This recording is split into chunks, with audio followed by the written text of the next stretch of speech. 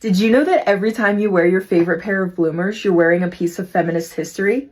In the late 1800s, most women's clothing was heavy and constricting, and this made it very hard to lead an active lifestyle of any kind. And thus, bloomers were born. During that time, bloomers were any loose trouser-like garment that was gathered between the knee and ankle. They were an extremely interesting piece because they rode that fine line between being shorts/pants and lingerie. Not only were they popular with cyclists, tennis players, and gymnasts, but they also made life way more comfy for the average woman as well. It was then that the women's rights activist Amelia Bloomer opened up a door in the fashion world for women by popularizing a new outfit. Loose trousers gathered at the ankle with a skirt over top. This is when the term bloomers was born.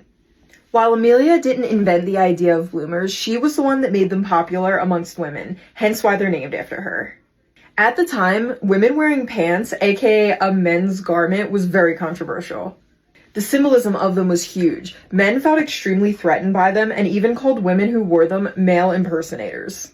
This did not stop the women of the late 1800s and early 1900s, though. For them, bloomers symbolized physical and social freedom. They were finally able to move freely and effortlessly after being confined by their clothes for so long. By the 1920s, bloomers were very popular, and they even started to get a little bit shorter as well. By the 1930s, it became a bit more acceptable for women to wear shorts and pants, so bloomer popularity fizzled out a bit. Despite that, a lot of schools still use them in their PE classes, some all the way up until the early 2000s. But now, bloomers are back and better than ever. Modern designers are completely reimagining the bloomer based off of vintage designs, and they are stunning.